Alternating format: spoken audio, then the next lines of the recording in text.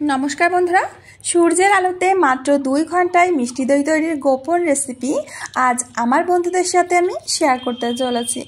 এই রেসিপিটা আমার এক বাংলাদেশি আপুর নতুন আবিষ্কার।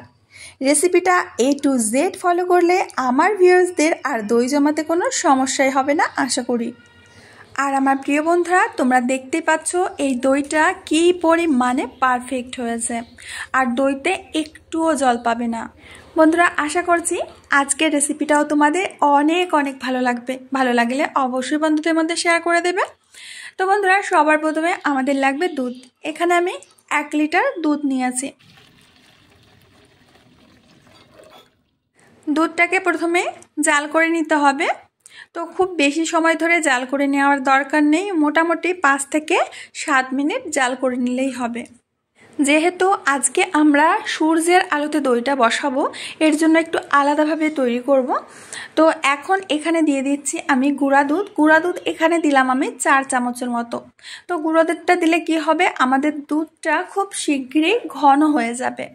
তো গুঁড়ো দুধটা দিয়ে খুব ভালো করে দুধের সাথে মিশিয়ে আরও মিনিট 2 জাল করে নিতে হবে।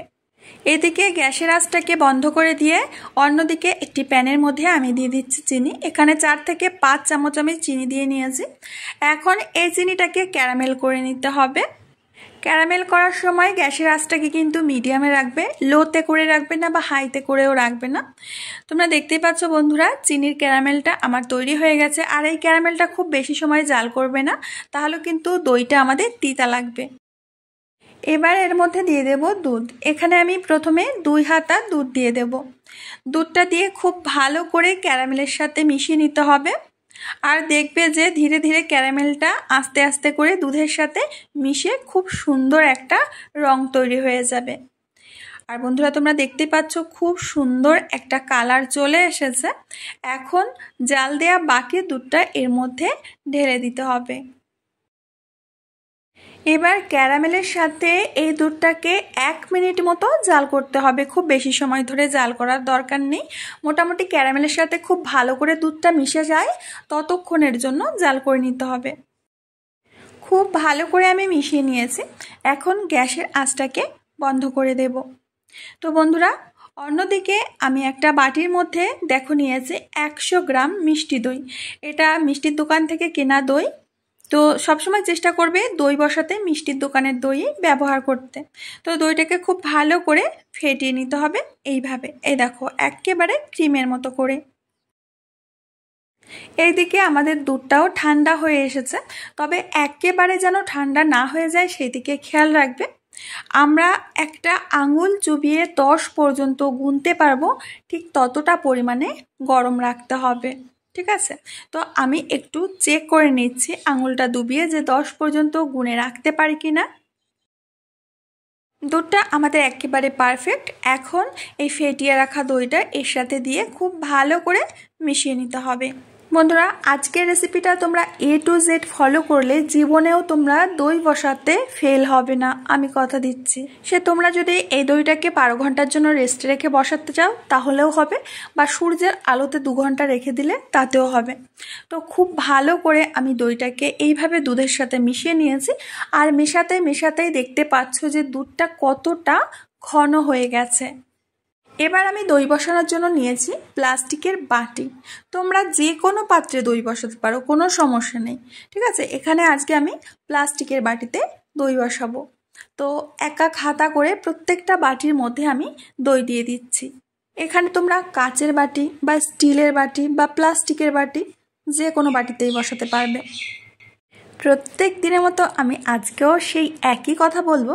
আজকে যদি আমার চ্যানেলে কোনো নতুন বন্ধু এসে থাকো অবশ্যই আমার চ্যানেলকে সাবস্ক্রাইব করবে, পাশে থাকা বেল বাটনের অল অপশনে ক্লিক করবে, যাতে আমার ভিডিও আপলোড হওয়ার মাত্র সবার প্রথমে তোমার সামনে পৌঁছে যায়।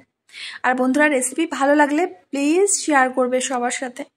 প্রত্যেকটা বাটির মধ্যে আমি দইটা বসিয়ে দিয়েছি। তো বন্ধুরা আমি একটু ব্যস্ততার কারণে এই পাত্রটা আমি গ্যাস ওভেনেই প্রিহিট করে নিয়েছি 5 মিনিট, মানে একটু গরম করে নিয়েছি। এখন এই পাত্রের মধ্যে একটা একটা করে দইয়ের বাটি বসিয়ে দিচ্ছি। বন্ধুরা তোমরা আমার চ্যানেলে কোনো নকল রেসিপি পাবে না, একেবারে অরিজিনাল রেসিপি আমি তোমাদের সাথে শেয়ার করি, যাতে আমার বন্ধুদের কোনো অসুবিধা না হয়, কোনো জিনিস নষ্ট না হয় রেসিপি তৈরি করতে। তো বন্ধুরা চলো এখন আমরা রোদ্রে নিয়ে যাব। এদিকে আমি একটা চেয়ার বসিয়ে দিয়েছি উঠোনের মাঝখানে, পুরো আলোটা কিন্তু পড়ছে, বেলা 11টা বাজে। এই প্রখর রোদ্রের মধ্যেই আমরা এই প্যানটাকে রেখে দেব।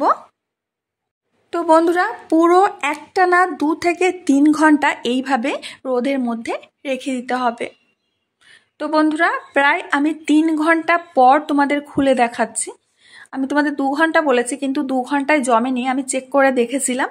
তো আমার এই দইটা বসতে প্রায় 3 ঘন্টা সময় লেগে গেছে। তো চলো এখন দইটাকে আমরা ঘরে নিয়ে যাব।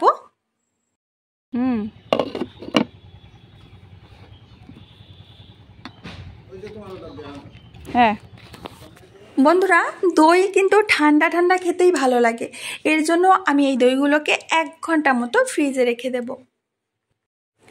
1 ঘন্টা পর আমি ফ্রিজ থেকে বের করে নিয়েছি, আর তোমাদের আমি দেখিয়ে দিচ্ছি যে দইগুলো কতটা পারফেক্ট হয়েছে।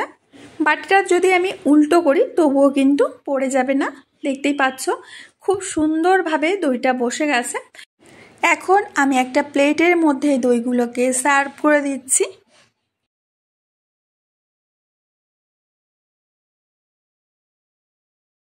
এখন আমি একটা বাটির দই তোমাদের কেটে দেখাবো যে এটা কি পরিমাণে পারফেক্ট হয়েছে। এ দেখো, জাস্ট অসাধারণ, মানে কি বলবো কতটা পারফেক্ট হয়েছে, তোমরাই বলবে, আমি কিছু বলবো না। বন্ধুরা আমার রেসিপি ফলো করে তোমরা প্রত্যেক দিন 2 থেকে 3 ঘন্টার মধ্যেই দই তৈরি করে খেতে পারবে।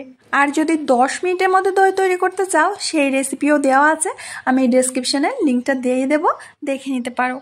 তো বন্ধুরা আজকে আমি এখানেই বিদায় নেব, আবার আসবো নতুন রেসিপি নিয়ে। ততক্ষণের জন্য সবাই ভালো থেকো, সুস্থ থেকো, সকলকে সুস্থ রেখো।